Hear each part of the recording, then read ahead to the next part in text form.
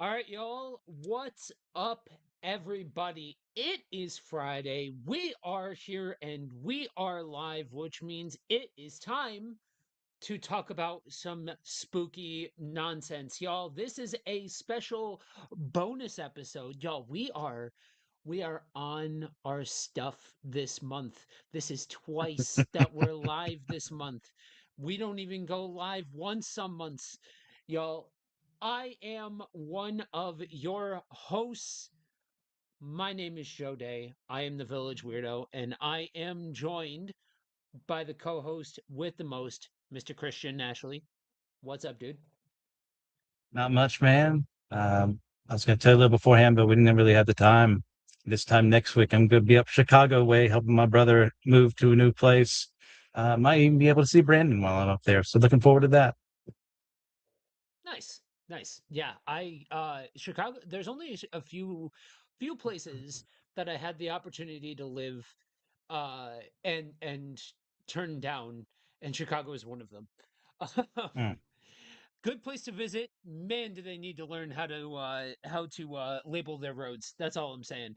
Anyway, all of that being said, y'all, it is Friday Night Frights, and we've got a special episode for you all. Usually, if you are unaware, generally we go with a format. Every month it's something different, and we rotate out topics and all of that. I hit up Christian this time around to do a bonus episode because I have some stuff that has been itching at the back of my brain and I need to talk about it. And what better place than this to engage? So, we're going to be getting into the paranormal. We're going to be getting into some of the paranormal research side of the paranormal, not so much the entertainment side of paranormal. So, we're going to be getting into some things. We're going to get weird this time around. Track with us. Hopefully, you enjoy the ride. So, the big question for today's festivities is why does it seem like some people are more attuned or predisposed to experiencing supernatural phenomenon? Is this opened by universal capacity or by a momentary crisis? And we'll explain those things, what exactly we mean by all of it. And as you get into the paranormal, right, we hear these terms and we tend to think certain things, but what is it? How does it manifest in individuals, and why do certain people consistently report experiencing things that others don't? And are they actually engaging with something real or just processing reality differently? Y'all, like we talk about on the regular, the goal of this show is to open your mind, approach with an open mind, engage in the dialogue. That's the fun of it. So, as you are watching, if you have any questions or just say what's up, go ahead and chime in the comments as you are watching. And if you are listening to the podcast, we do this live. You can engage on the YouTubes. We're even on Twitch right now on my channel, Thoughts from a Bearded Geek, as well as all of the Anazao ministry spots. And go ahead and join Priest to the Geeks, the YouTube channel or the Facebook group, to be able to know when exactly we are going to be going live and exactly what we are going to be covering. Because, like I said, usually there's a schedule, but every once in a while we throw these bonus episodes out there. So let's jump into a couple of definitions to set the table. People seem to be able to be attuned to an energy or a frequency that affects them, their senses, and the world around them. And in order to really dig into this, we need to move past the entertainment side of the conversation and ask some honest questions. When I first started coming up in paranormal research, paranormal investigating, the whole nine yards, I've told those stories in past episodes.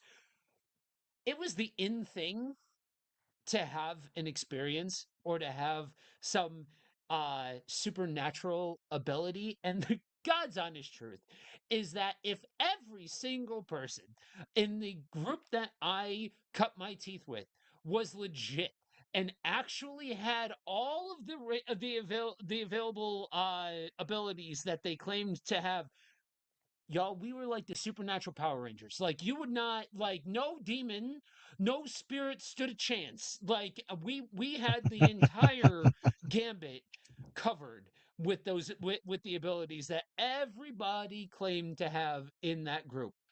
And it is what it is, right? And that's part of where we get into the whole idea of moving past the entertainment side and engaging in thoughtful conversation, because here's the truth, right? For every person who claims to have an experience, for every person that claims to have an extraordinary ability, we have to ask a question: is it legit? And there tends to be two options in front of us: either it's legit, or everybody who claims it is full of crap. And are we really ready to throw it out there and say the entire thing is bunk? Before we jump any further into all of this, am I coming through okay? Because I'm watching you freeze periodically. So does that mean I'm I freezing periodically? I think it's me. I just switched over to a hotspot. So maybe that's gonna fix it. Okay, cool. I just wanted to make sure that I wasn't, sounding like I was like I was streaming from a potato. Okay. So one of the terms that we need to talk about in engaging with this topic is the idea of transliminality. It's a term that's coined by psychologist Michael Thalborn, and it's defined as the tendency for psychological material to cross thresholds into consciousness. So that's a lot of words. What's it mean? People high in transliminality tend to have vivid dreams, report paranormal experiences, are highly imaginative, are emotionally sensitive, and tend to experience thin boundaries between the inner and outer realities. So essentially, they're people that tend to experience more supernatural or extraordinary experiences.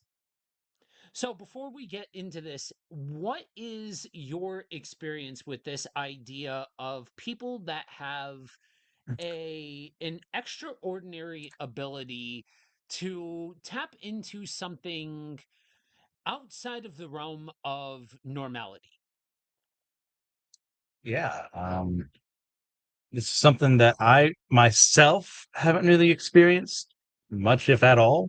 I mean, maybe there's something down there I'm forgetting, but a good friend of mine I went to college with, we were roommates after that. When he first came to the faith, he had some, I would call them prophetic dreams.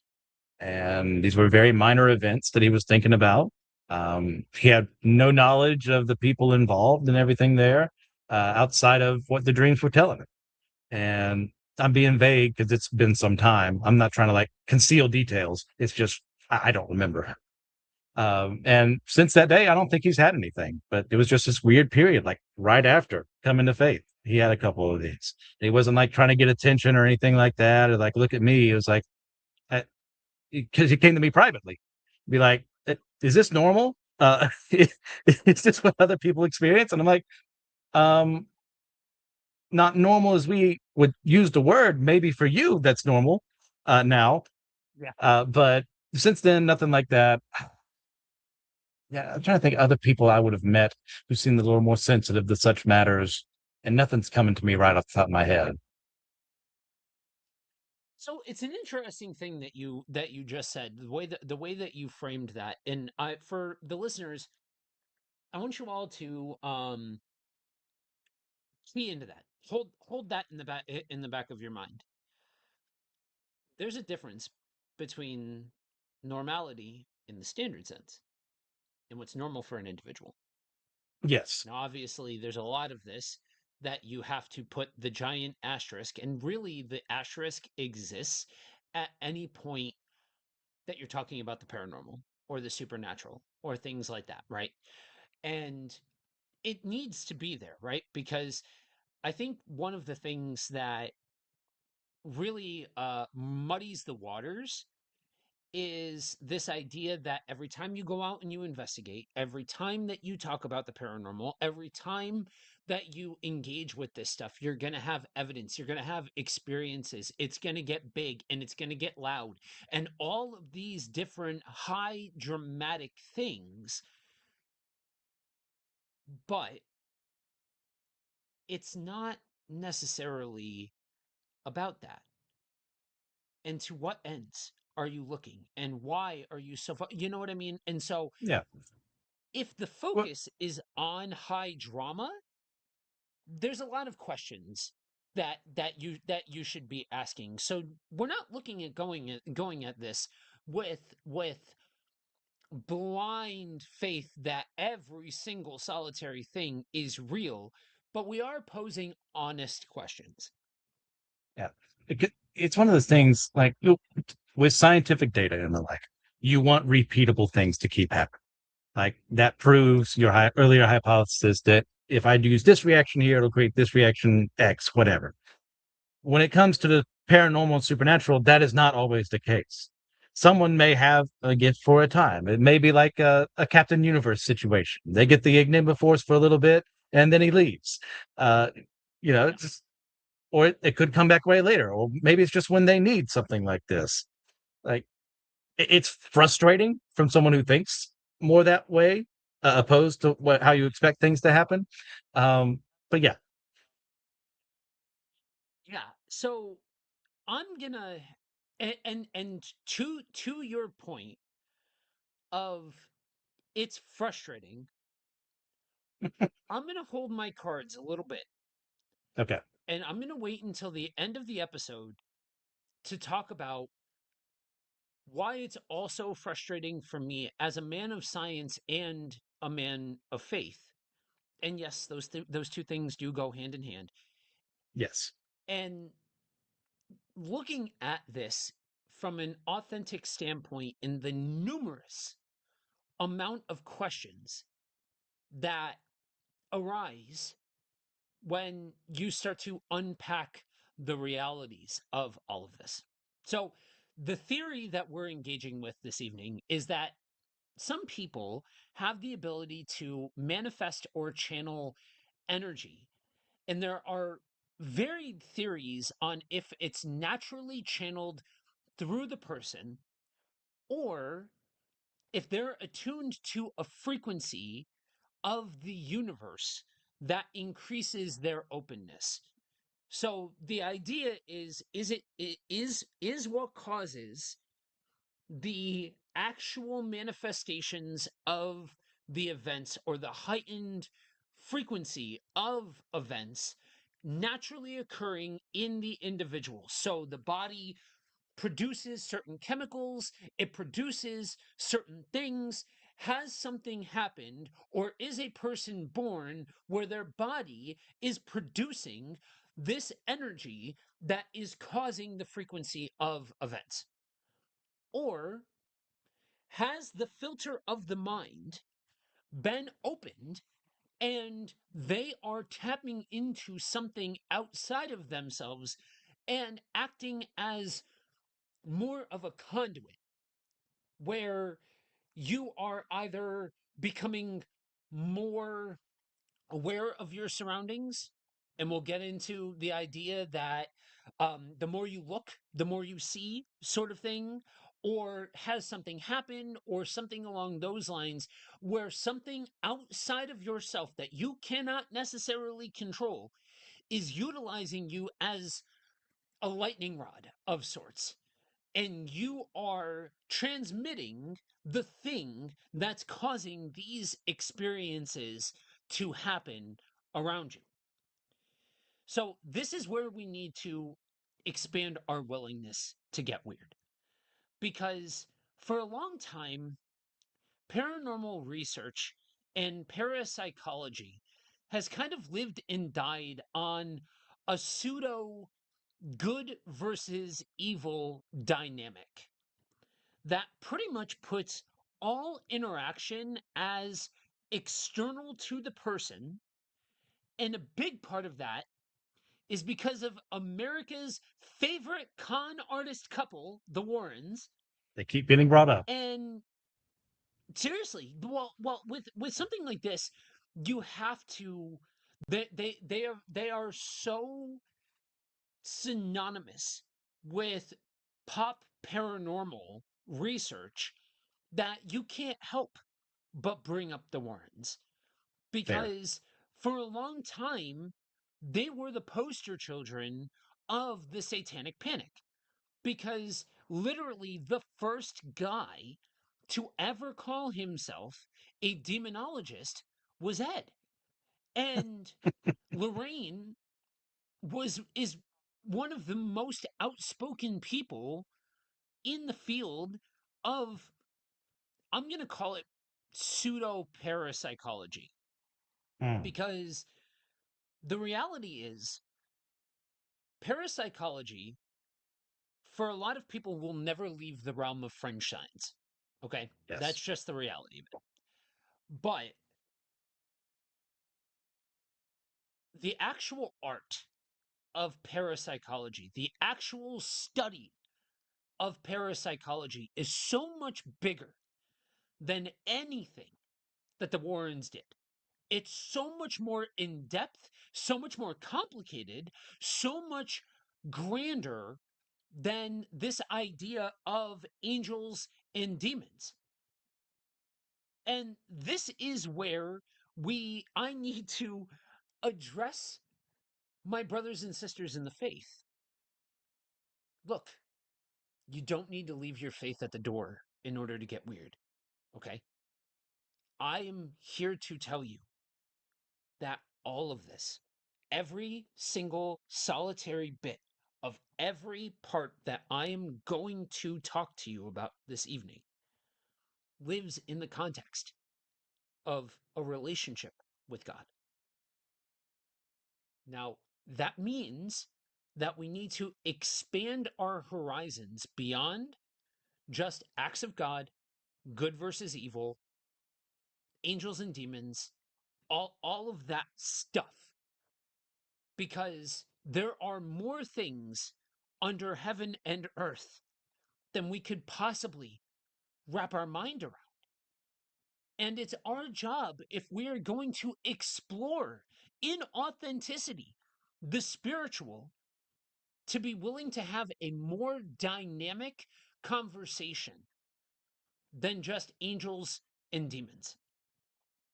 So we're going to talk more about a lot more, but if you are coming to this with a very, I'm going to call it narrow point of view on the Yes. supernatural, and I don't mean that insultively, but if you think only in terms of good versus evil and you hear nothing else that I have to say tonight, hear that you are not in some way, shape, or form betraying God or betraying your faith or worshiping pagan whatevers by acknowledging that there is more out there, that God, when we look at the scriptures and it says God of gods, Lord of lords, King of kings, that's there for a reason. That's not hyperbolic. That the Bible's literally telling you that God is supreme, but not the only supernatural deity. And it's really important too. I We're not trying to get you in the club because it's more fanciful than what you're used to. Like the idea being, imagine a scenario where you believe there's some demonic activity happening in a home. You go out there, you say, get out, evil spirit, get out, demon, and it doesn't leave, which has been the case multiple times over in many other things, your bell witches and the like, where people of faith came in assuming those things are real and they are not being hoaxed for whatever reason. They said those very same things I just said, and the thing didn't leave. And people, therefore, then had a crisis of faith that they wouldn't have had if they hadn't have narrowed their vision. And the last thing I want you to do is have a crisis of faith for no good reason. Exactly. Exactly. And that's really what it comes down to. Um because um that's not what we're after, is to generate people freaking out over anything that we're talking about. Because the world is bigger than just good versus bad, angel versus demon, things like that, because the reality is that consciousness is something that we really only know a small portion about. And like we've talked about before on the show, or like I've talked about before on the show, I'm not somebody that jumps at the idea of um, aliens from outer space. Okay. However, I think science has a lot to say about the realities of extra dimensional energies. And I also think that evidence dictates a strong experience base for non human, non demonic, or angelic forces and spiritual entities. What if all of these different weird phenomenon, right? Like one of the ones that I recently heard about, just throwing things out there for anybody who's willing to get weird, who has dipped their toes into things like cryptozoology and things like that. Okay, so let me just pose a what if, just because we got to wet the palate with getting weird. What if Bigfoot isn't actually a cryptid? What if Bigfoot is a supernatural or extra dimensional entity? What if the reason why we do not see a standardized, Bigfoot or Yeti or whatever across the world and all of these standard places is because they're not always on this plane of existence? Just It's not throwing it the out first there, time I've heard that. right? And so that's just one of many examples. And so in order to really sink your teeth into everything that's possible here and ask the question, okay, why does it seem like certain people, or if you are a person watching and you have had an experience and you think that you're weird for having that experience, understand you are you're in friendly territory. You will not be ostracized for your experiences that you have had. And if you are somebody who desperately, desperately wants some semblance of answers to what you have been through, again, you're not alone. You're in good company. So, we're going to start off by looking at the what of this. Okay, what is this and how do people experience it? We're going to start off by talking about something called PK energy.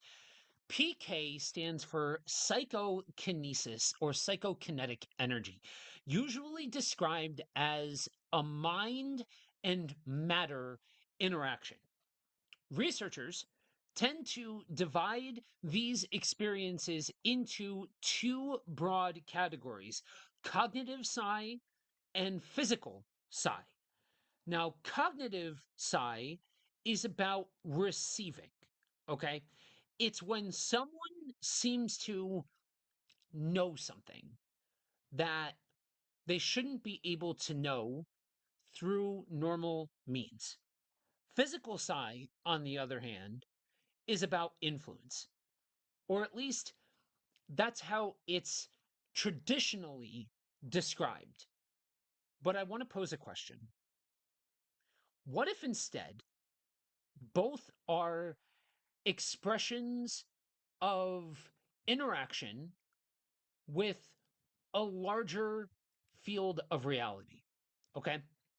What if instead of categorizing it in simplistic terms of influencing matter, or just in terms of RSPK, repeated spontaneous physical disturbances, poltergeist activity, we start looking at this from the standpoint of there is something outside of ourselves that either naturally or externally we interact with. And that energy, either produced by the brain or channeled through the person, is manifesting through reality. And for some, for one reason or another that we don't fully know, some it manifests in a cognitive ability where you have a dream and something happens in that dream and it ends up coming to pass in real life. Or you have a dream and you engage with a person that maybe passed, or maybe you pulled into your dream that is alive. Or what about in certain situations where there's heightened emotion or there's heightened situations and there are physical disturbances, environmental changes? You ever been around a person that when they feel a thing, when their emotions are up, the whole vibe changes. Not just, oh man, they're whatever, but no. They have a presence that when they are a certain kind of way, it changes literally the temperature of the room. There are atmospheric shifts around this person. What if that's not just perception? What if there's something actually happening there?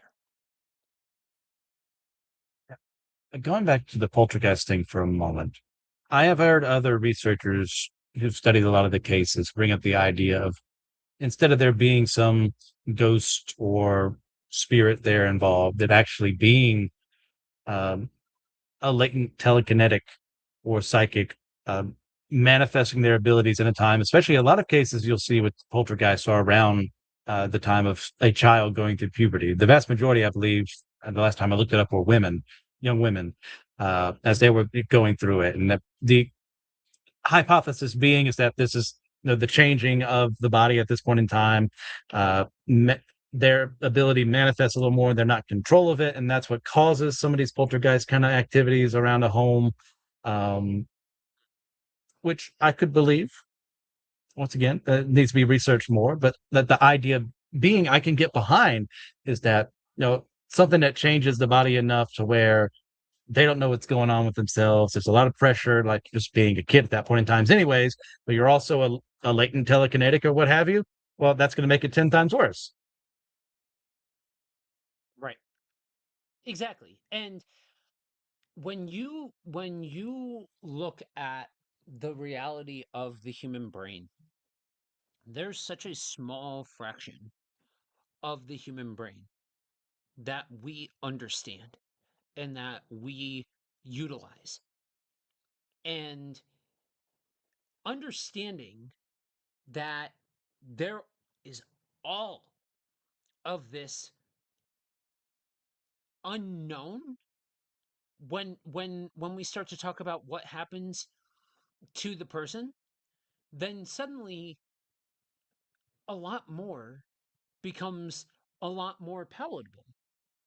And I want I want you all that are listening and watching to stick a pin in the idea of physical manifestations of entities or spirits or things like that. Okay? Because I think there's a reality to this idea that for some people there is a palpable shift in electromagnetic changes, frequency changes, vibrational changes. And again, we're going to be saying we got to get comfortable, y'all, with what ifs, right? Saying the thing over and over again. What if? So what if the person experiencing the vibrational change or the electrical change in the body is also affecting the world around them and is creating a thin boundary around them or near them or in their presence? Real quick. Uh, I know this isn't what you were saying, but in case there was someone out there who heard what he said about the brain, no, Joe isn't saying we only use 10% of our brains. That has been long discredited science.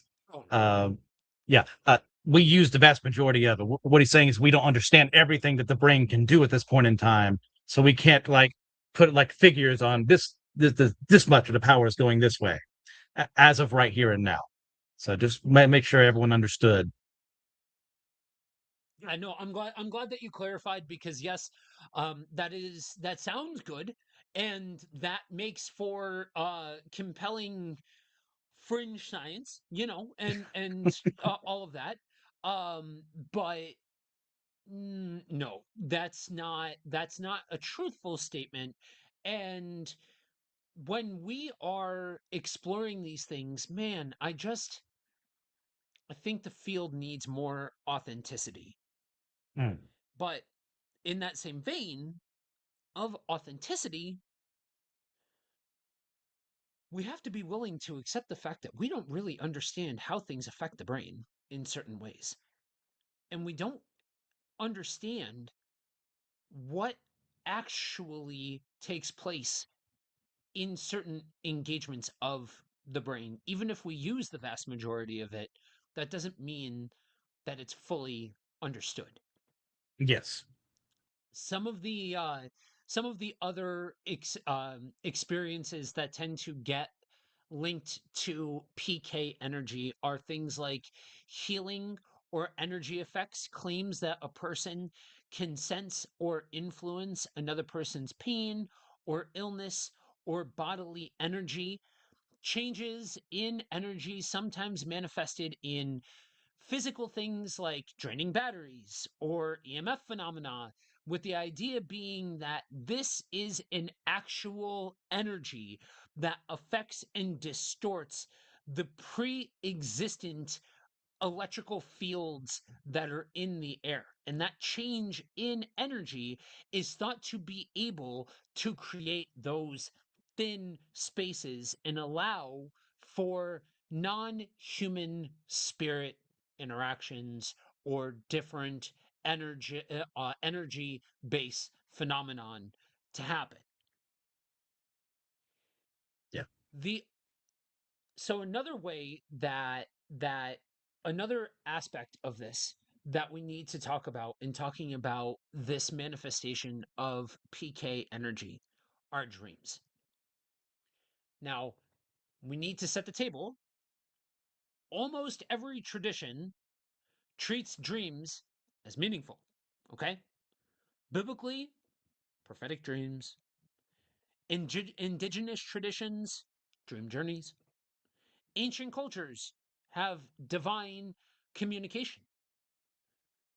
But I would always and forever caution you to avoid anyone who's trying to give you a one size fits all meaning to specific things in dreams, right?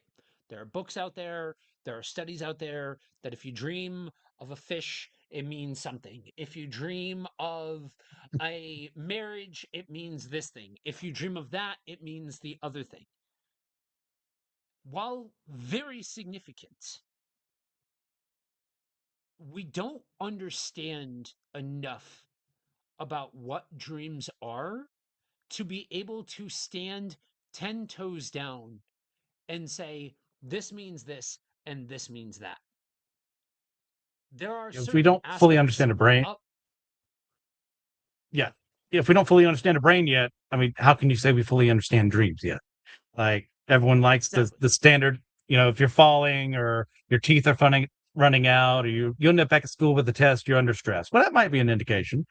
Yep. Sometimes you just have a dream where you're the Silver Surfer and you're fighting Doctor Doom. May or may not have something to happen to me. I don't know what that means. Maybe I like Silver Surfer and Doctor Doom. Uh, Maybe it meant something more. So trying to like put something on that is something like I'm sure there's a reason why we have certain dreams, or sometimes you're just affected by the things you're doing at that time. I was like 10. I was watching the Fantastic Four cartoon. Maybe that's why I did that. Or maybe it's just something about my mother and we can go all Freudian about it. Yeah. Now, some of the common supernatural ties to dreams are things like alternate realities, visitations of spiritual beings or loved ones, and premonitions or precognitive dreams. This is an area where I probably have the most amount of questions when it comes to why. Okay. Hmm. Now, since um I have long since talked about how I fundamentally believe that a human's need to sleep is a design flaw. If there's anything that I would like a word with God about, is creating the need for us to rest our bodies.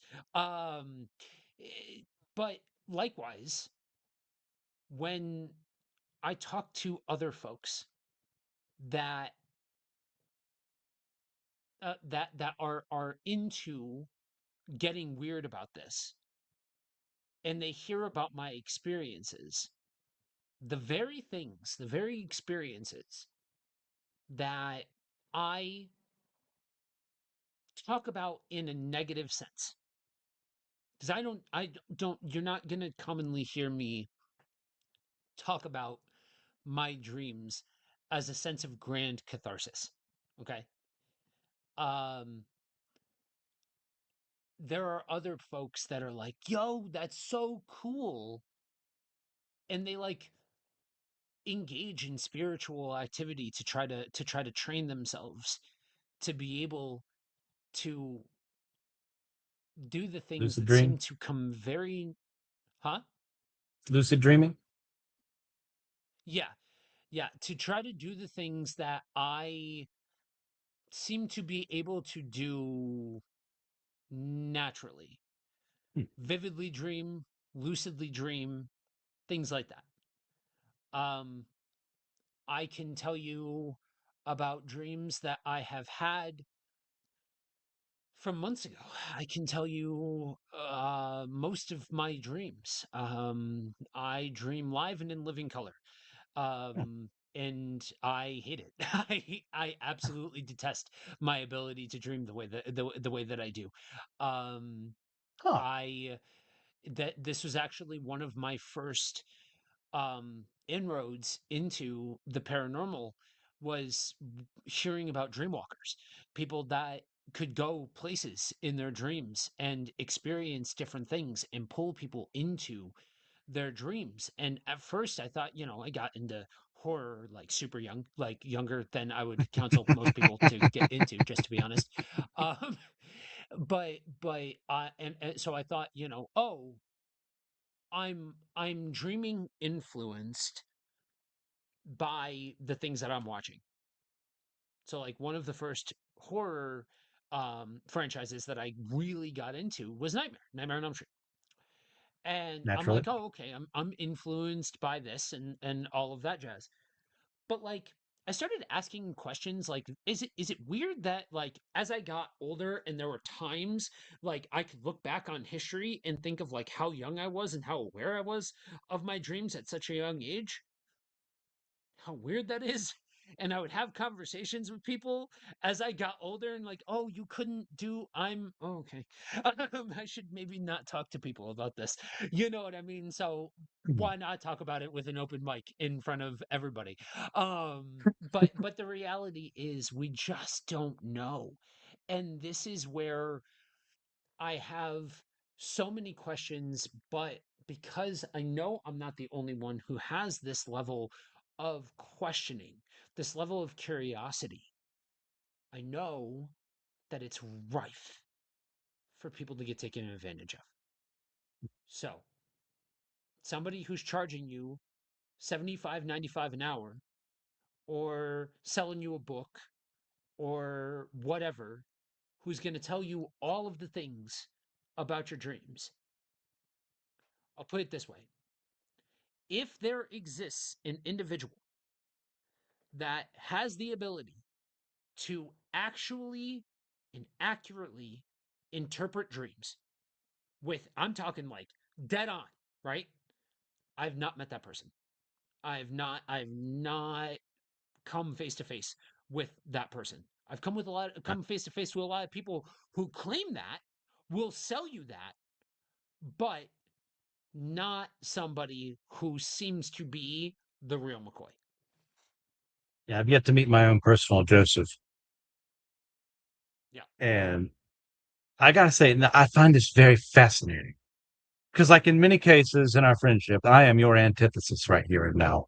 Because I do dream, but I don't dream as much as I used to. And I most definitely don't remember the vast majority of the time what I dreamed.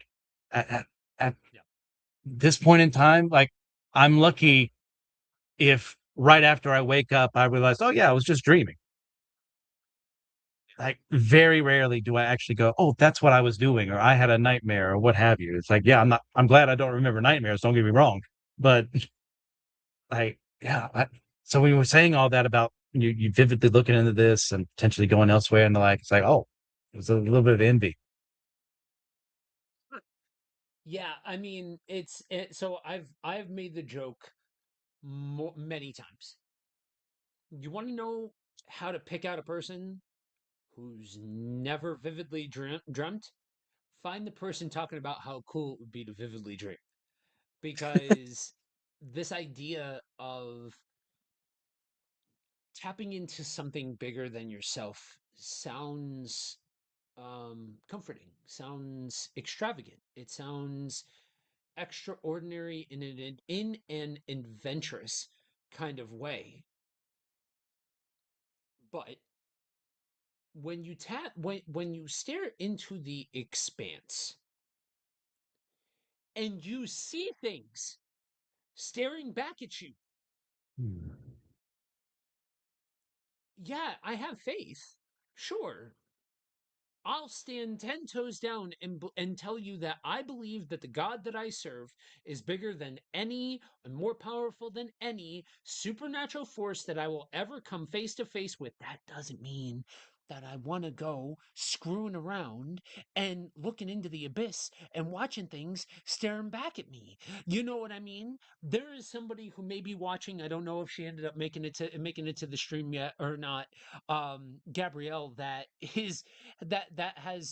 I used to investigate with, that has tried on multiple occasions to get me to come out with her and pick it up again and do it again.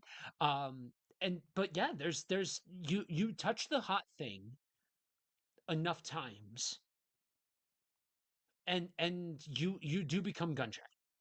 That's just the reality of it. And maybe this is me, and part of this is me wrestling out loud in front of king and country. You know what I mean? Of talking about like maybe I still wrestle with the idea of looking at it from a purely good versus evil paradigm. Mm. And what I've experienced, I am processing through the lens of negativity or bad. And that's on me, and I need to broaden my own horizons and accept that I have received what many would call a gift to be able to have full blown conversations with my son, Mm. who Mm. is no longer among the land of the living. That I have had full blown conversations with my uncle, who is like a father to me, who is no longer among the land of the living.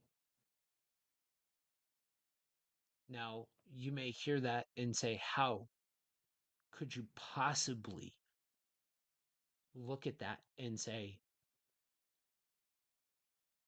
anything other than that's a gift?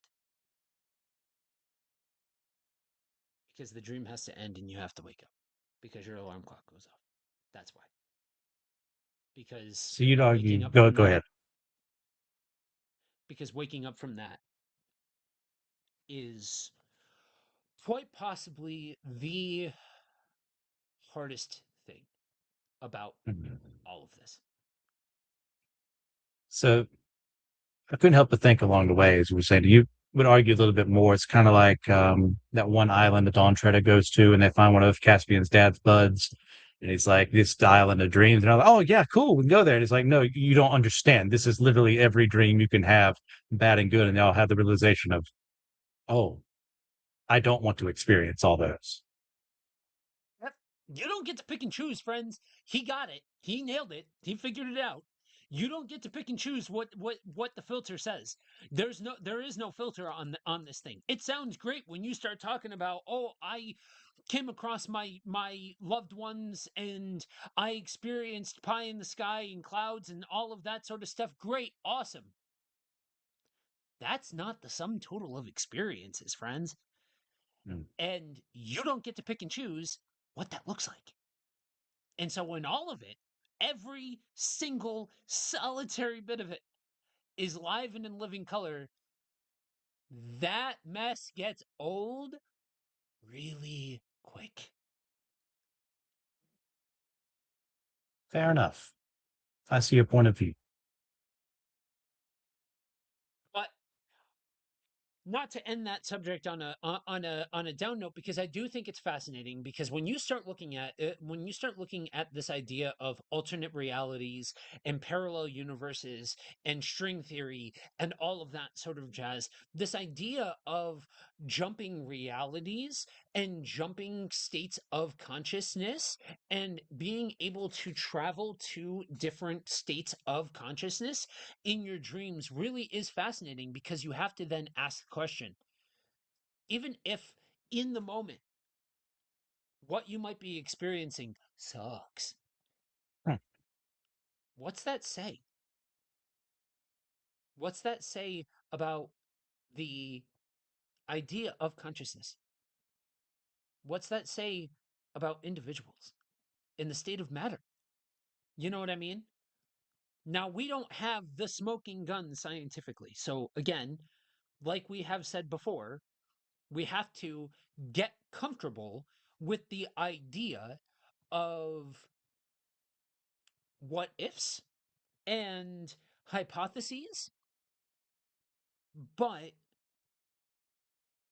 even within that paradigm of what if, it's a fascinating array of what ifs that you start to pick out from the possibilities.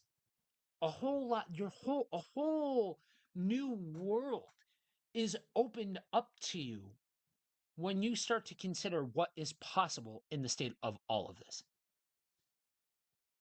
I think that's a huge part of this too, in that the what ifs are there because there are so few workers willing to go out and actually legitimately explore and ask those questions and test hypotheses and like because they don't want to get thought of as fools or chasing dreams or things that aren't real or anything like that. They want to be taken seriously. Yep. And that kind of And or hurts. Go ahead. or likewise, people are satisfied with approaching this for entertainment. No, Hmm. I talk about it. I will openly talk about it. I got into the paranormal field because of my experiences, and it was all about. We were all about the group that I started with was all about. I just want experience. I want evidence. I want to see what goes bump in the night. We're full of piss and vinegar, and we want all of the experiences. We're trying to catch every single bit of smoke that's out there and every single picture. We're sitting there, we're turning our laptops off to the side, we're looking at it at 87% zoom, we're doing all the things. But if that's the sum total of the field, then what are we doing? And I this is where I come forward and I say, and I make no friends among my compatriots in the paranormal space. Do better. I'm gonna shout out a show again. Gabrielle's show with her husband Jody, podcast of the paranormal. You want to hear some folks that are doing it right, that are doing it ethically. There was a whole episode, dude. There was a whole episode that they did. So Gabrielle is in humanities work, and she takes that idea into the field with her. In the whole episode is like an hour plus about the ethics that should be tied to our field. There's no governing body Hmm. to this field. There needs to be there needs to be people that are holding a standard and an ethic for what it means to actually do research. And if you want to go out with your buddies and go ghost hunt and all of that, I don't hold that against you. You want to go out and you want to screw around and all of that sort of stuff, just be safe and don't be stupid.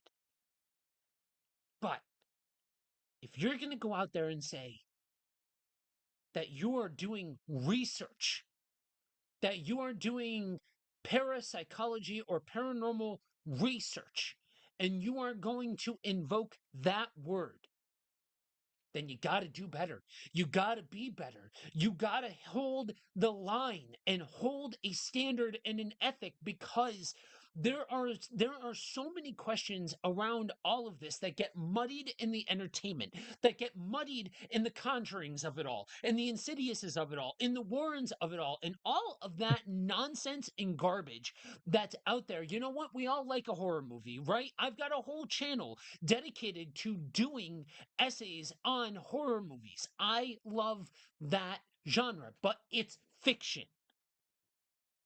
Let's leave the fiction where it is, and let's be willing to explore what's actually real and what's actually possible.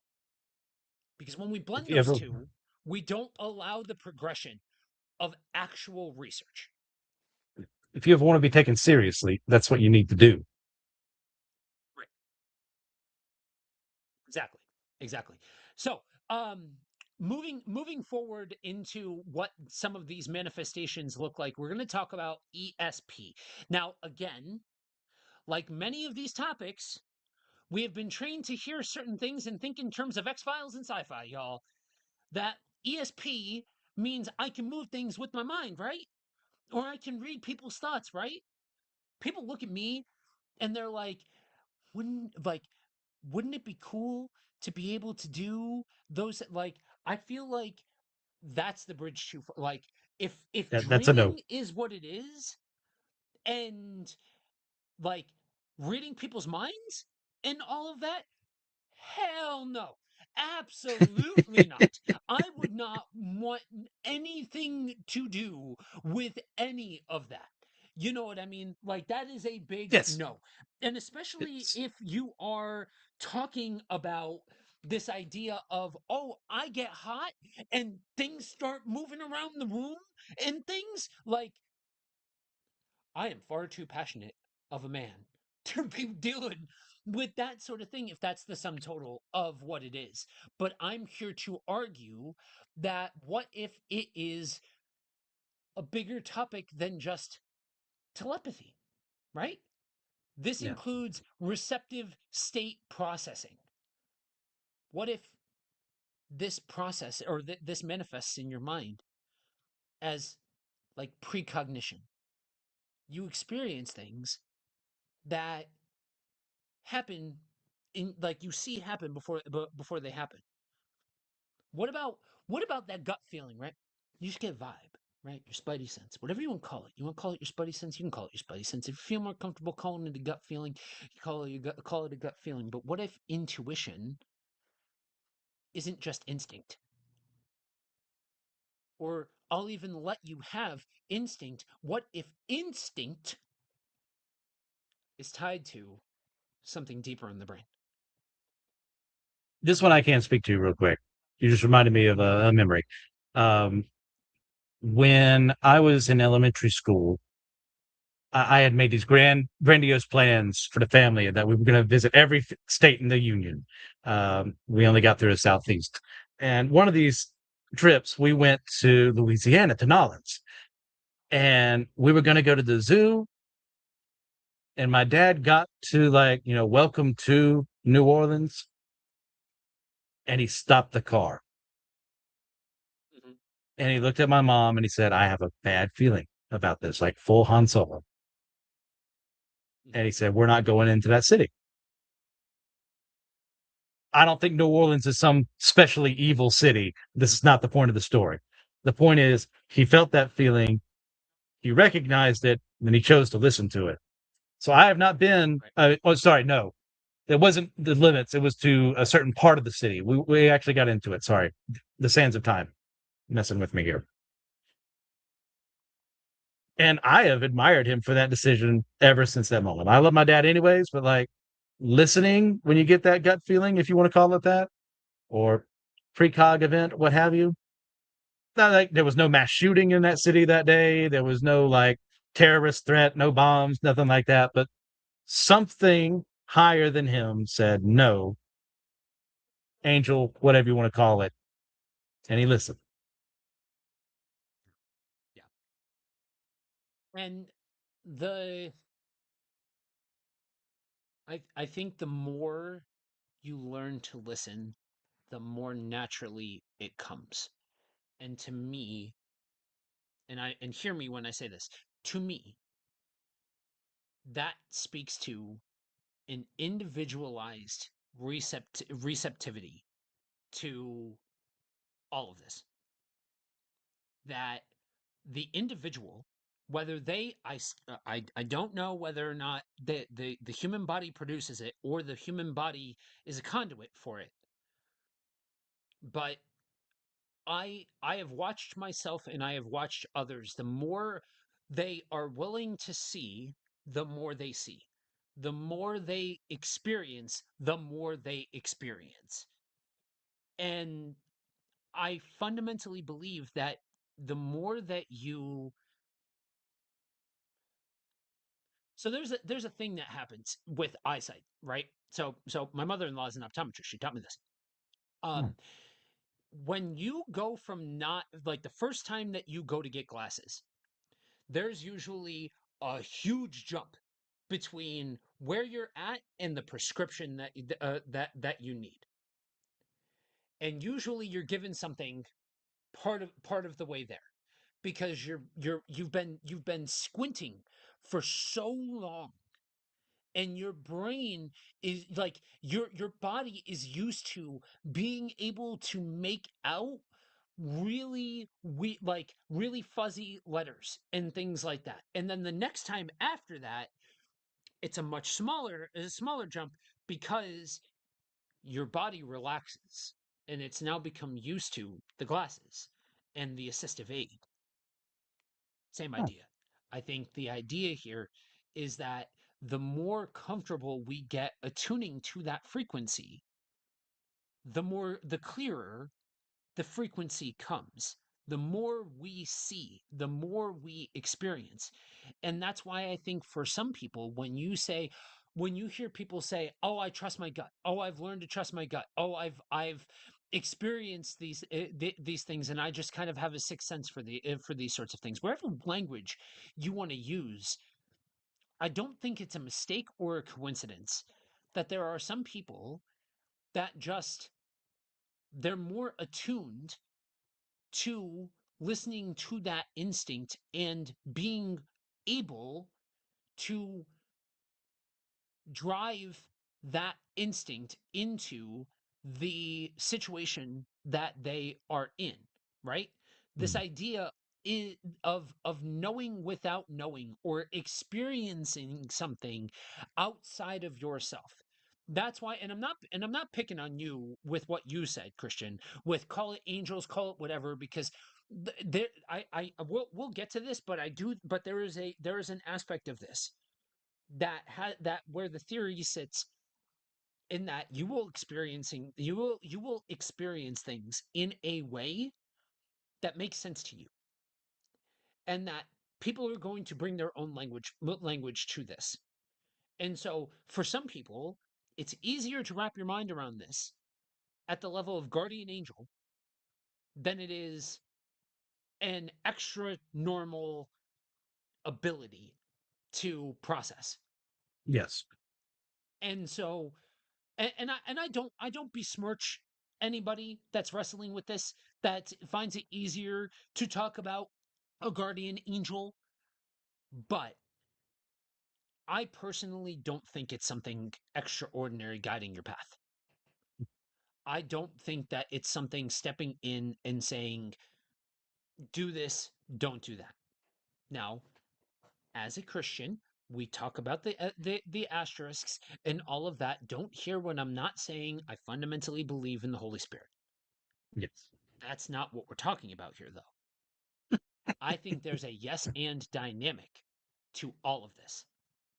I don't think that it has to sit at the level of black and white.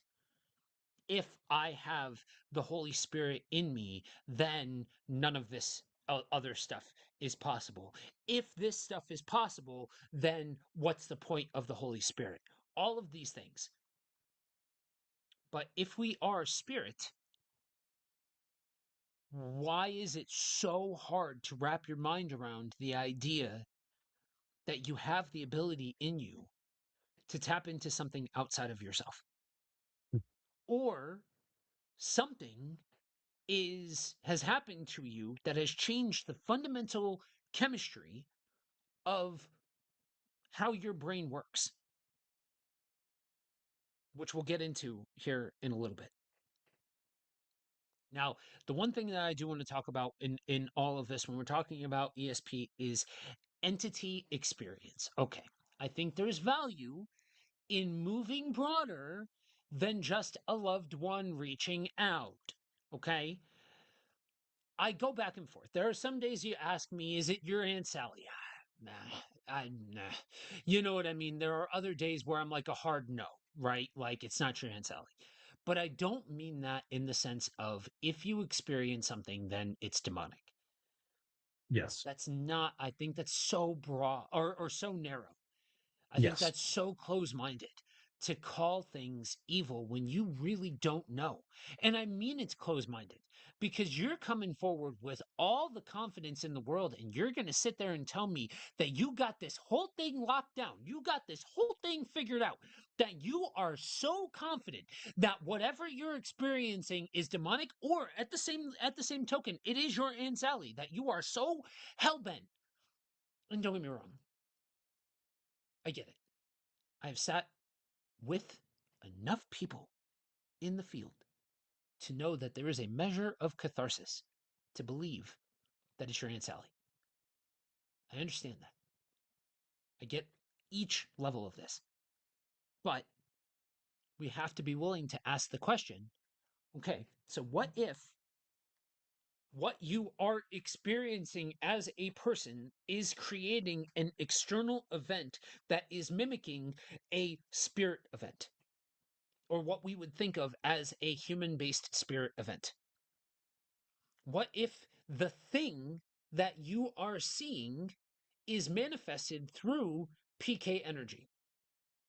Likewise, what if you've created a thin boundary and experienced something that is a non human spirit? Not demonic, but a non human spirit that manifests in a way that your brain can understand. So as we've been with the show for a while, you may remember the episode we did on Crowley. Um, and one of his big things was making contact with higher beings, like he called one Iwas, another Karanzan. Um, we made fun of, well, I made more fun of him, I think, at the end, because I don't particularly care for the man. But it is still possible as someone who was seeking this stuff out, maybe whatever this entity was that portrayed Iwas or Karanzan, or maybe that's their legitimate names, did so in a way that he was able to actually speak with them, if that's what indeed happened. So I tie back to an earlier episode. Yeah, yeah. And so I know that Christian and Christian and I, for those of you that don't know, are in two very different parts of the state or of the country, and there's not a lot of a local audience to me, but I'm still not gonna give any kind of specifics because if you do happen to be watching and you are from my neck of the woods, it's right next to private property and stuff, and it's not, and I don't want to encourage anybody to go to this place, but there is a place that ticks all the boxes. It's by running water. There's a theory that running water and that heightened movement is more fertile ground. There's also a theory, and this is an area that's very high in neo-paganism, that somebody opened up something and didn't know how to close it. And the thing about this area is like I will counsel anybody, dude, some real I've seen some real sketchy stuff, like real sketch about this area. I don't like it. It makes the hair on the back of my neck rise up. I don't like it. I know some people that make it a point of frequenting this place, and I call them outside of themselves, but to each their own. Um, but I bring it up to say this is an area that universally there there seems to everybody who goes here tends to have a story, but no one story seems to be similar or the same rather. There are similarities. There are folks that have experienced things in a similar way to the way that I've experienced things. Likewise, I know people who have experienced things in a similar way to each other, but when you hear their stories, they're not exactly the same. And there's a theory for this. It's called the filter theory. Filter theory says the brain may not only generate consciousness, but it may filter or limit a larger field of consciousness. And it sits underneath a lot of these conversations because it challenges one of our basic assumptions. Because most of us have been taught to believe that the brain is the thing that produces a state of consciousness. That everything that we experience, our thoughts, our awareness, our sense of reality, is generated inside of the brain, inside of the human mind. Filter theory flips that. It suggests that the brain doesn't create consciousness, it acts as a limiter to it. The idea goes back to thinkers like William James and Henry Bergson, who proposed that if the full scope of reality were constant, constantly available to us, it would be overwhelming and completely unmanageable. So instead, the brain acts as a kind of reducing valve. It filters out most of what's actually there and allows through only what we need to function day to day. So, in this view, ESP happens when the filter loosens. Altered states such as dreaming or meditation or trances or sensory deprivation or grief or trauma or near death experiences may reduce the normal filtering function and allow more information to come through. Now, the reality is we have to be willing to say, what if some of these experiences are right? Because again, I'll go back to the people that I know that also have had experiences in this area, right? I experienced a human base. Jody is in the chat. Your brain fills in the blanks. Everyone is different, so they interpret phenomenon differently. Right. So that's the idea, right? That the brain is going to process something specifically in a different way than somebody else potentially. Now, the next natural step to that is to ask the question, what if that's the idea? What if the thing that you are engaging with is showing itself differently on purpose? Is it your brain that's doing it? Or is it something outside of yourself? Or is it both? Is it a yes and dynamic? Are there certain situations where the thing that you are engaging with is choosing to show itself to you one certain kind of way and to somebody else a completely different way?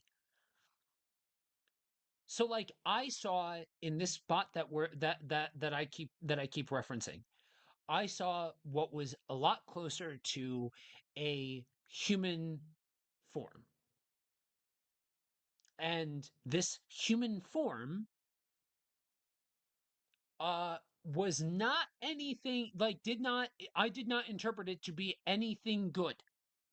Now granted, I haven't been there in many years, many more years than I would care to admit. Um Two sides of the same coin, different faces.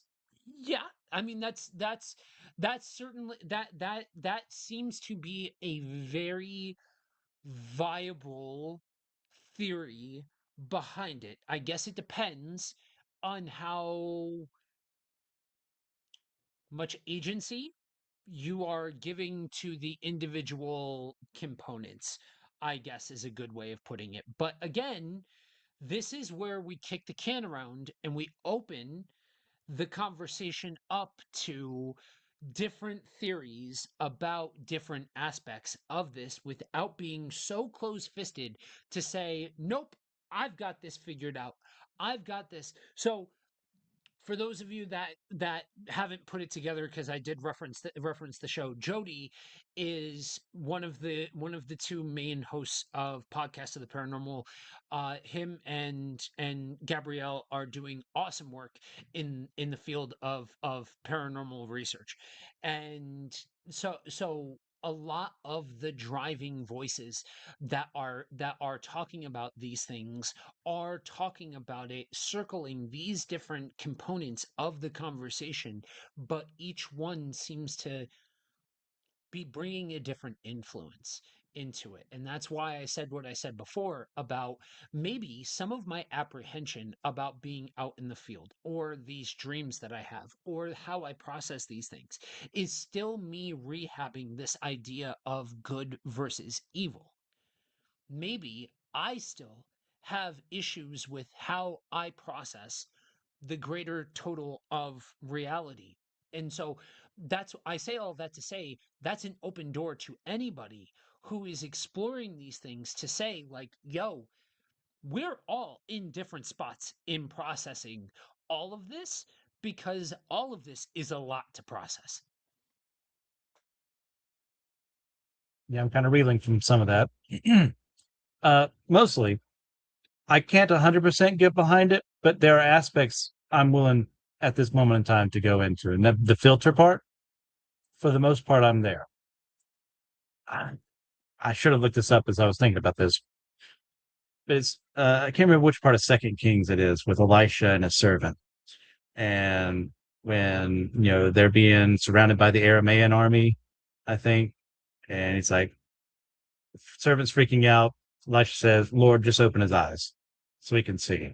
And the servant sees what Elisha saw the whole time is like this army of angels surrounding and protecting them. Um, that makes a lot of sense to me. I think there's a huge reason why we don't see that veil too often because I think it would freak us out. And I think I could get behind the idea of there being a limiter in place to make sure that, you can see it occasionally, or maybe some people never at all, so that you can know there's something a little more out there. But like seeing the fullness of it is something you're not ready to just grasp in our, fallen state, as it were. That's how I'm going to look at it. There was something else I was going to add that you had said. I can't remember. I'm getting old. All right, so I'm curious, not to put you on the spot, but where's the bridge too far? Um, when we are going to see things look at the same thing and we both see different things, um, how am I going to word this? So I'm still trying to figure it out all the time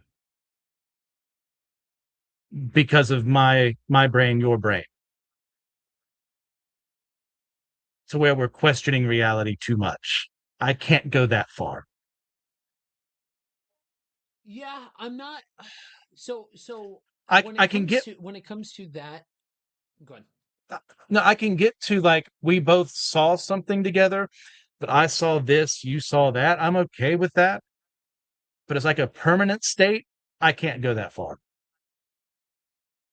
Yeah, I'm not sure. I would say it's a matter of permanency. I would say it's a matter of situation and circumstance. But again, that's in the gray space to me.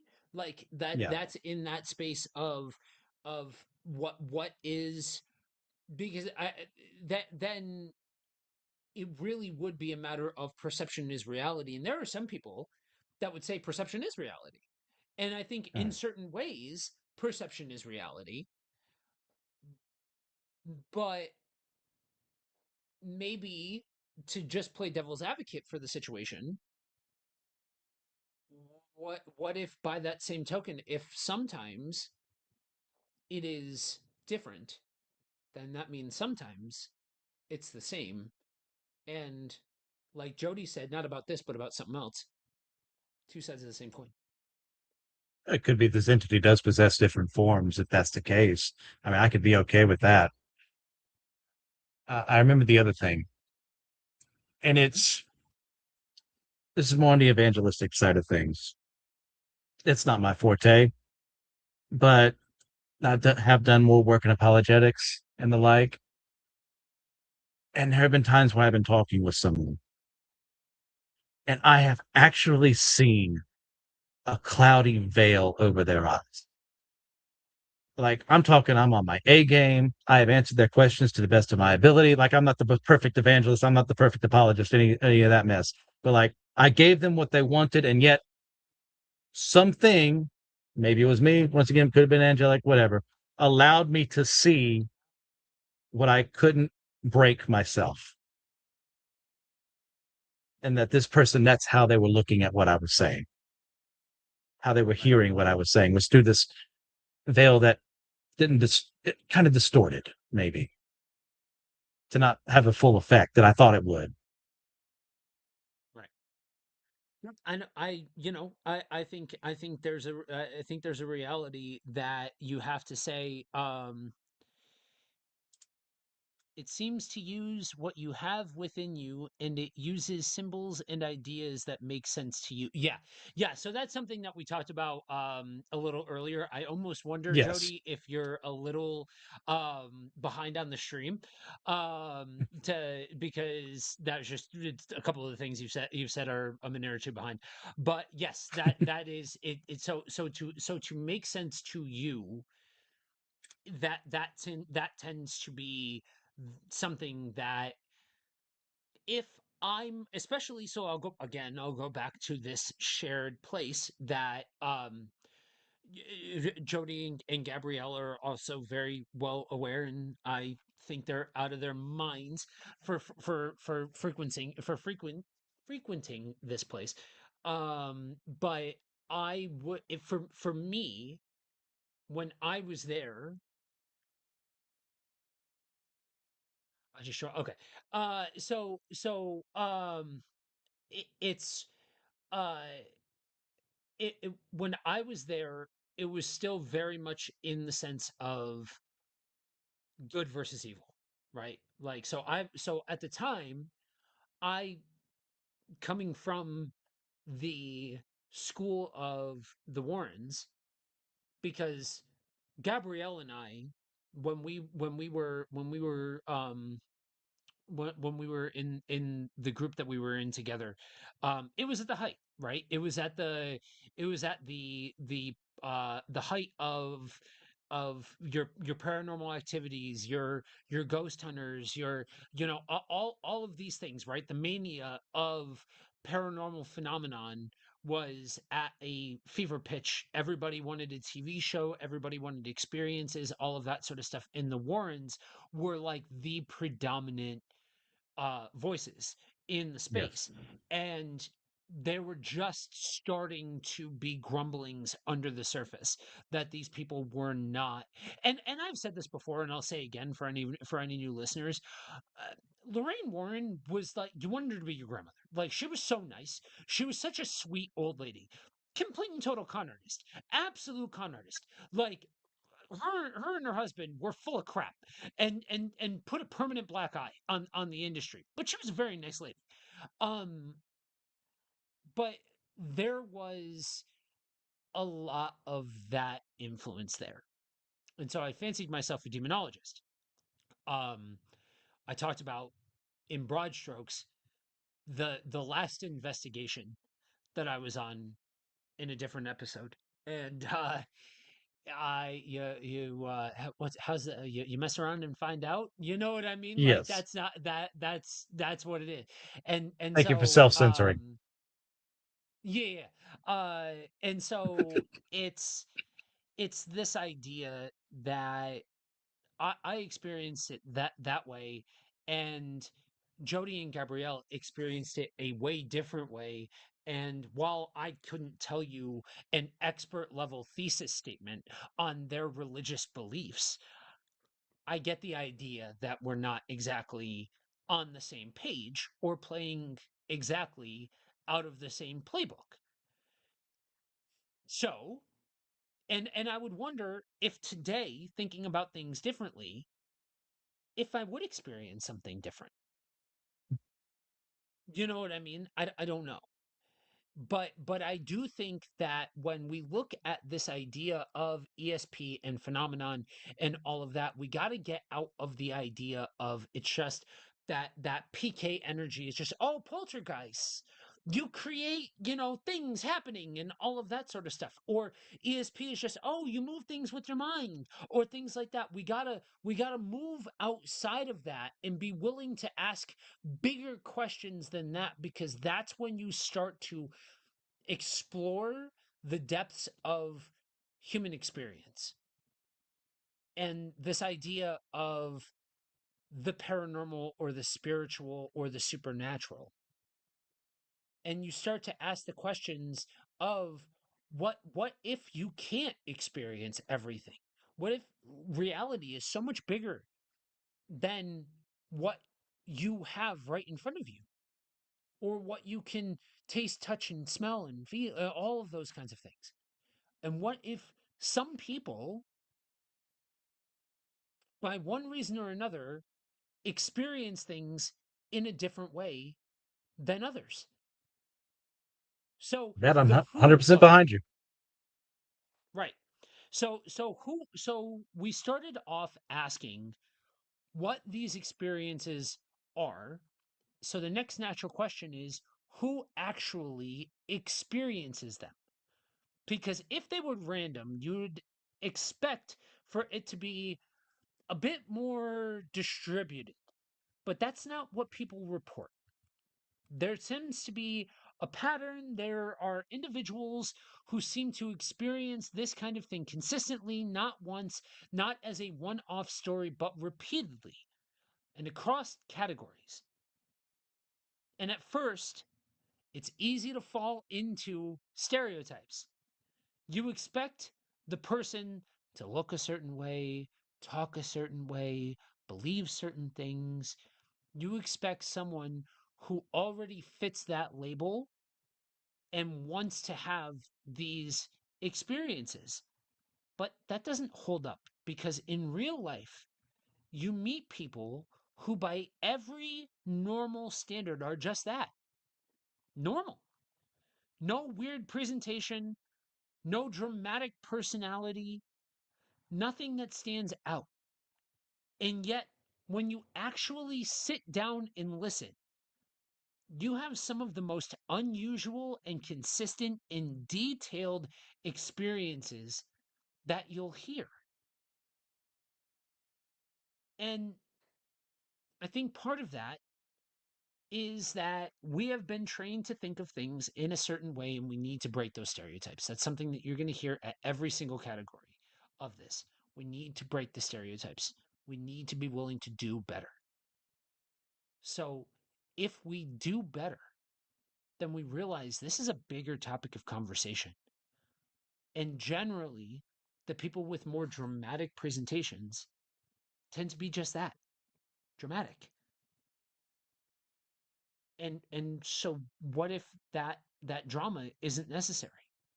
What if it's just regular everyday people that have been attuned to something outside of themselves? We all have neurodivergent tendencies. Yeah, you sound like my Preach it. sister. We're all a little neurodivergent. Um, yeah, I mean, but what if neurodivergency in the broadest sense? I'm not talking about any specific category here because that becomes weird and you need to be careful and all of those kinds of things. But what if it's just different configurations? You know what I mean? What if it's different aspects of the Yeah. mind? Again, I go back to the mind is a bigger thing than we even realize. The brain is a bigger thing than we even realize. And if we stop looking for a stereotype, we realize so many people have experiences that we would never pick out of a crowd because they're ordinary people. And no, not every person has an experience, but average everyday people do just as much as anybody else. Yeah. That makes sense to me. And like I said, I don't think every single person that experiences these things is specifically attuned to experience these things. So I'll use Jody because he's in the comments. He is somebody who will oftentimes, if you listen to podcasts of the paranormal, that's the third plug. Um, he will talk about how he is somebody that was kind of drug into the field, kicking and screaming. You know, maybe not kicking and screaming, but not naturally coming by it. He wasn't gung ho. And yeah, and he's also somebody who will talk about quite often on the show about how the more you see, the more you see, the more you look, the more you experience different things like that. And I think there's something to that. I think the more you go to a certain place, the more you become comfortable in that place, the easier it comes to you. It's like anything. And if we treat it as an extension of ourselves, be it as conduits or as people generating it ourselves, it makes natural sense that that sense would become more attuned, just like anything else. Just going to a different environment, you get used to it more and more. Some way, some people like me, they're a little more easy to get into the snow and the ice and be okay because over time we keep going. I'm wearing shorts and it's 50. I'm wearing shorts and it's 40. I'm wearing shorts and it's 30 because our body got used to it over time. Other people can do that. But you go to these places and maybe something latches on, the energy kind of latches on to you a little more the first time. And then the second time you go, same thing. And third, fourth, fifth, rinse, repeat. Your body is more in tune with that area. Yep. Yep. Exactly. Exactly. And so there, like I said at the beginning, there are a couple of different, I guess, explanations or theories behind how somebody arrives at this place, whether it's inciting events or natural sensitivity. Now, I personally think it's a yes and dynamic. I don't think it's either or. One of the most interesting things about all of this is the theory of NDEs and this idea of wounded healer and that changing something about a person.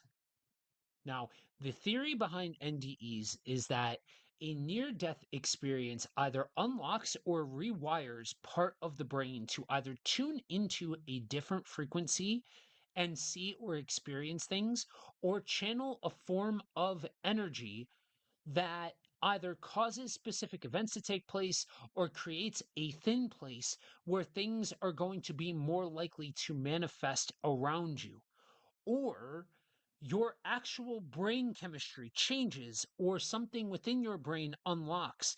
And if it's a naturally occurring energy, then it's that near death experience has rewired the brain.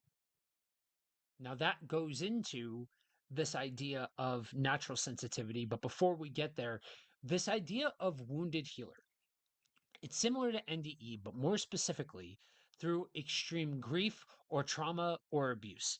This is commonly linked with the idea of taking what you're experiencing and using it to help others. Now, not every person that's experienced tragedy is in this form is going to develop some form of supernatural ability or something along those lines. And yeah, there's a level to this where anybody that's in humanitarian work, like for those of you that don't know, Christian and I both are in the humanities. We have been in experiences where we sit with people who are experiencing very real tragedy, very deep things. And there is a part of this where if I've experienced something specific, I am more sensitive to somebody else's experience in that arena. What if you're attuning something about yourself? What if, again, that's not just something that's a learned behavior, but something that you're picking up and is actually manifesting through you and making you more sensitive to that? What if you've unlocked something in your brain? Now, I keep going back to this idea of energy because we are energy. So the idea, and I guess it's easiest for me to process it this way. Somebody else may process it slightly different than me. But to me, whether it's naturally occurring in the self or it's something channeled through the self, the idea that this energy comes into us or is produced through us and is what is causing these things makes all the sense in the world to me. So I keep going back to that.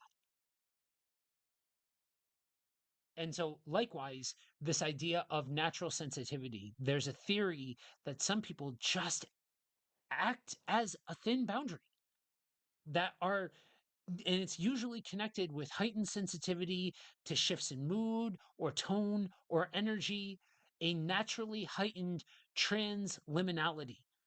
And some belief systems believe that you can train yourself to experience thin boundaries and transliminality without being naturally attuned to it. So before I mean, I'll I go ahead. I lay the rest of my cards out on the table, and like I said at the very beginning, that at the end I would tip my hand, and we're getting to the wrap up. I'll throw it back to you and say, okay, how do you process this idea of either an inciting event or this idea of a natural sensitivity to something outside of the self or naturally occurring within the self? I'm with you. This is a Which I both may and. have picked exactly the wrong idea or the wrong time to throw it to Christian because I am watching him jump in his connection. Uh, Good old technology never fails to do something wrong. Yeah, I'm a both and in this scenario. Um, Inciting incidents, events make perfect sense to me.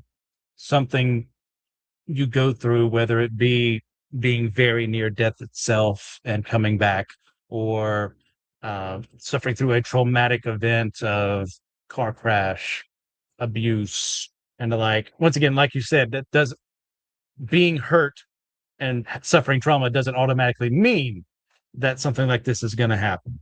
But for certain people, maybe this is what it takes for them to actually be sympathetic, as in their mind towards what they couldn't see before.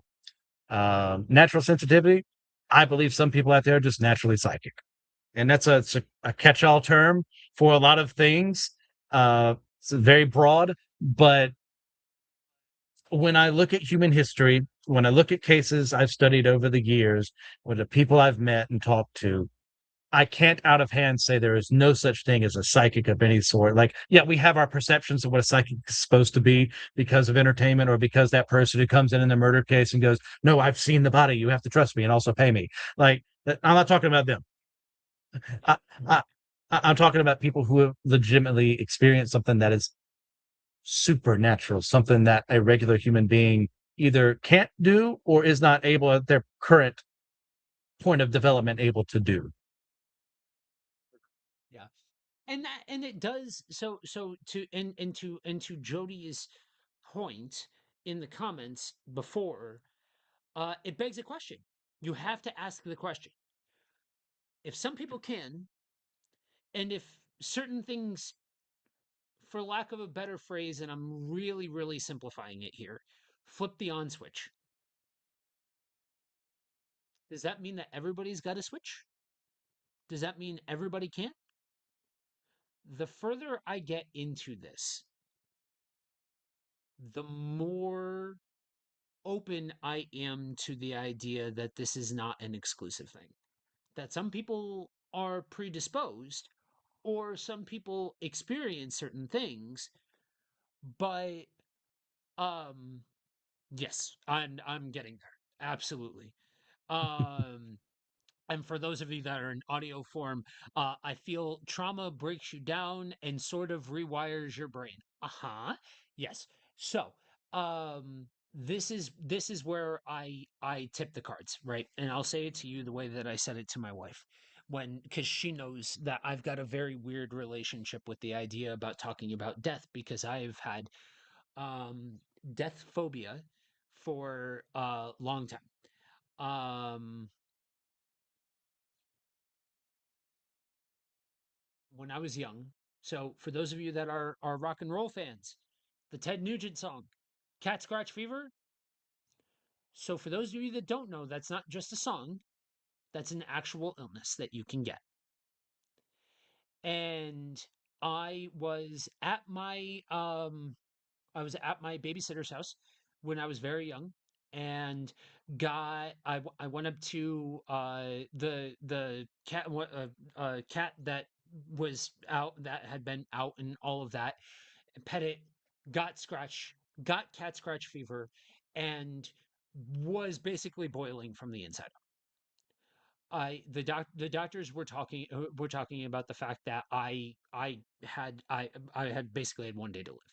That like if I was really couldn't, the human body can't really sustain a high level fever for an extended period of time, and basically I was a day away from boiling. Um Next day, I wake up and everything's sun shining, birds are singing, and I'm fine. Um, that that for me raises a question. Was that near death experience what unlocked part of my brain? Because here's the thing, right? Like I said, I'll say this how I said it to my wife. Either I'm full of crap, or there are big questions to ask. And the idea of a near death experience rewiring part of the brain is fascinating to me because for as long as I can remember, in different forms and functions, I've experienced things. I have a lot of experiences that I could tie to. And I don't always talk about them because it can get weird. People can get weird and all of that. But um I have no doubt in my mind that if tomorrow I finally took them up on the offer and I went back out in the field, that I would experience things. And that doesn't mean every place is haunted and blah blah blah blah blah. All of the asterisks, right? But I wonder if that's where the dreaming thing comes from. Huh. If if that's where my ability to process things that seem outside of myself comes from. And that's where I have to be careful, right? About the I made the crack before about the supernatural Power Rangers. That was the team that we were a part of, where everybody had a supernatural ability and all of that. Where I can't throw the book at every single person who says that they experience things, or they have a sensitivity, or that there's something about them, whatever you want to call it, because there are those of us that would then turn around and say, yeah, but I have all of these experiences. Yes. And are you really willing to call every single person untrustworthy or liars or full of crap? Are you really ready to do that? I'm not. And that's where this conversation needs to become broadened, because on top of it, like, I could sit here and I could rattle off just in the top five. One of the funniest things to me, and this is in a dark humor sense of the word, is you drop some traumatizing lore and watch people process. And I've told Gabrielle. So again, being kind to the podcast listeners, yeah, let's meet up and talk about dreams sometime. I keep telling Gabrielle that I want to be on the show again. I have done a guest spot on the show to talk about dreams, because it's a whole thing. Anyway, um, you drop some traumatizing lore and you watch people get real weird, right? Uh, there was a time not that long ago where I said something to my wife, and I dropped some lore about my background, and she just stops deadpan and looks at me and says, "I am so sorry for the child that had to go through that." And I was like, "Oh Mm. crap. That's a thing, isn't it? Yeah, I should probably, you know what I mean?" But like, Yes. I don't know, before driving age, I lost my dad, found the body, experience before but before hitting 30, my son passed away, and my stepdad passed away by the same way that my dad but my biological dad passed away. It's trauma has a very real effect on the person. And I'm just not, like, literally, and I don't want to turn this into me airing out all of my crap on the air. Um, And to the producer of this show, Josh, you better be thanking me in listening to this back on how many four-letter words have not come out of my mouth and how clean this audio is. Joe has been Um, on his best behavior, and I it is appreciate not it my immensely. best behavior. Um, so it's it's only scratching the surface. Yes. So to talk about trauma breaks you down and rewires the brain. Yes, I do believe in wounded healer. Yes, I do believe in NDs. Yes, I do believe in something outside of ourselves. I do not believe that we take dirt naps. I do not believe that that's just what it is. I don't think that that's the sum total of existence. I do believe in the spiritual. That's why I can't fully close the door on on loved ones and supernatural experiences in the classical sense, but we got to be willing. We got to be willing to expand our horizons. We got to be willing to say something other than just it is a spirit event, that it is something outside, that the body is causing something to happen, the brain is causing something to happen that isn't necessarily an external spirit, that could be a manifestation of emotion or the or processing, and isn't necessarily something directly tied to a spirit entity. Likewise, it's not just a demon if it is a spirit entity. It's not just an angel if it's good. Because I don't think that I think there are things that are inherently good that are outside of angelic forces. Likewise, I don't think everything that goes that exists is inherently evil. I think it's so much more dynamic than that. And that's all I'm trying to say with all of this. So yes, I do tip my hat when I asked Christian at the very beginning, what do you think about all of this? What do you make of all of this and all of that? Yeah, I I I bring this forward almost as a form of catharsis, almost as 2 hours of being able to say, this is my life. And so when I say you are not alone, if you are processing big questions, or you're trying to process what in the wide world of sports is going on with with this plane of existence or anything else like that, you're not alone. We can be weirdos together, it's fine. But you are definitely not the only one asking big questions. And so, on behalf of everybody asking those big questions, if you are in the field of paranormal research, or if you are if you are doing anything with this, do better. Be authentic. Be willing to ask big questions in authenticity, because there are those of us that are trying desperately to figure out why and what.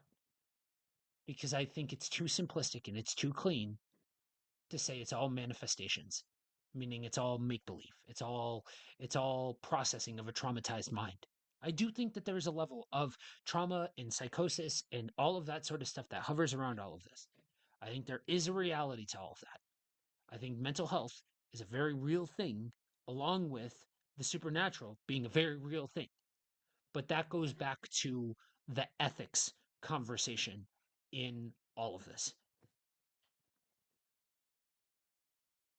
First off, I want to say thank you for being like you felt careful enough, you felt safe enough to say all that. I appreciate learning more about all that. And as always, I'm here for you. Second off, I want to like head off at the pass some potential comments that might be made. Maybe this is just me being paranoid, but Joe's point throughout that wasn't to say, look at me and my trauma. I have a better story than you. That's not the man I know. And I had the thought because I know someone out there thought it. That's not who he is.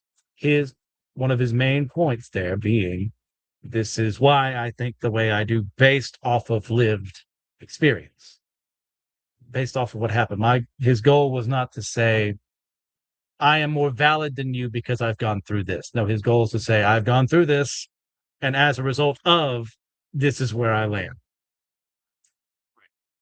Exactly. So And I check take yourself. seriously exactly. And I take seriously this gimmick in front of me. I take seriously the platform in which I am speaking into now.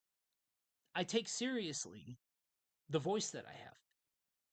And if I can be a voice for the voiceless, for people who don't have a microphone in front of their face, that don't talk for a living, that don't get to talk about these things, that feel alone, that feel like they don't have anybody to process this stuff with, yo, I'll do that. I have no problem being that for other people because I know people like that exist. I do. I just do.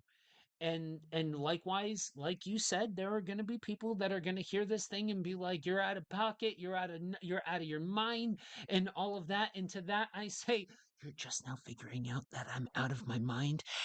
You haven't been following the show for very long. But that being said, you know, yeah, I don't have the easiest and I don't have the hardest. I sit in the paradigm of human existence, like we all do, like we all do. So, for every person that hopefully this helps and this reaches, and here's an openness to all of this, for every person that will also be a person who's so closed off to all of this, I don't know what you're doing here because that's so not Two what we hours do later. here. We are literally so not that. We try very hard to come with an open mind even in areas where we're like, I don't know about all this. You know what I Yes. mean? And there have been things that we've covered along the way that I have been gun ho about. There have been things that Christian is gun ho about that I'm not. You know, Hmm. ask us about aliens sometimes, and you will hear an entirely different role reversal here, like where you can hear some of the uh I'll call it apprehension, or maybe some clearer paradigms with Christian than you will hear with me. You start talking about aliens and everything becomes different. Everything starts to shift on who's got hard like same thing with cryptozoology. I tend to be a bit more, but you start talking about extra dimensional stuff, you start talking about energy, you start talking about the human mind. I'm not arrogant enough to say that I've got it all figured out, which means that I get a chance to be able to be open and dynamic in how I think about these things. And that's one of the main points of the show. We're here because these things fascinate us. Like, this wasn't planned by any stretch of the imagination. And Joe said forever ago. Um, he texted me like, "Are you married to the idea of one episode a month?" And I'm like, "No, what you got?" And he went through this idea, the bare bones, and was like, "You know what? Work that I don't have to do, have at it. I just get to react and talk. I am all for that." As compared to where we're probably going to go next this month, wherever we decide to go with true crime, that's going to be on me. And you know what? I'm fine with that too. Like, I love exploring these things. I love asking questions that other people have asked or ones that I have of my own that maybe someone else hasn't asked and go, could this be an answer to the question? Knowing for the vast majority of the things that we discuss here, there isn't an answer available to us as in verifiable 100% fact, as infuriating as it is to me to this day. I say that as someone who loves his scripture, who loves all this stuff here. I have been begging God for an appendix, a glossary to be added on to the Bible ever since I first started reading it seriously. You know what? That hasn't happened yet because it's not for me to know right here and now. What he's given is sufficient for that. What we have here in these mysteries are sufficient for now. Have fun with it, engage with it. Yeah, there are going to be some things I'm going to go, you're crazy. Why would you ever think that way? And I'll go, oh, no, it's Joe. That's why he thinks that way. So let me support my friend. I don't have to agree with them, and that's part of supporting friends. By the way, that's part of actual tolerance. By the way, is listening to other people, and you don't have to agree with them. It's fine. This is for fun. And the fact that you got to go through all that and speak through your story to multiple people over the interwebs, and I don't know how many countries we've been in. It's fairly significant for the fact that I don't promote the show, and it's just kind of out there in the ether. Whoever gets it gets it. Uh, but you did that not for the sake of look at me, but for the sake of this is how I'm going to help you understand where I'm coming from. Super grateful for that. Yep. And it is you know, as a fellow Christian, I process this stuff through the lens of faith, and and I thankfully do not that does not close me off to this idea. I think this is this is dynamic. All of this is dynamic. I don't think you need to leave a faith at the door for in order to process the paranormal and the supernatural and all of that sort of jazz. Um, and yeah, I wish there were more answers, but there's just simply not. But the reality is, folks, that this has been a almost like a starter buffet. There any one of these topics could be full length episodes in their own right, and who knows, maybe they will be in the future. But what that means is that we need to hear from you. So, if there are questions that you have about anything that we covered, let us know. Drop a comment. We need if there are things that you want to hear us expand on with the idea that you got to be willing to sit in the realm of what ifs and theories in order to hang out in this part of town, but to talk about these things is helpful. It's good. And so if there are questions that you have, let us know, and we just may do a future episode on them. Anything else before we Which, wrap it up? speaking of, you don't have to decide right here and now. Uh, would you rather do the unsolved Hinterkaifeck murders in Germany, or would you rather do the monster with 21 faces mystery? Tune in next time to find out which one I'm going to pick. But y'all, thank you for joining us. Just like Christianity, the other is a great mystery. Jody says, "Yeah, I mean there. That's one of the things that I try to help people understand is that one of the great travesties of the modern apologetic is stripping out the mystery of God, of spirituality, of all of it. It's part of the reason why I vibe as hard as I do with the Christian mystics, because it leaves the room for the mystery, and that is where you get the most amount of freedom, because it's not on you to have all of the answers. It allows for an openness to say what if and maybe. You know what I mean? Yes, absolutely. So tune in for the next episode, which will be part of our planned series talking about true crime.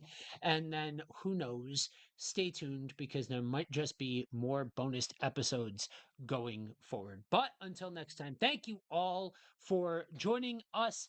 We will catch you later, and stay spooky.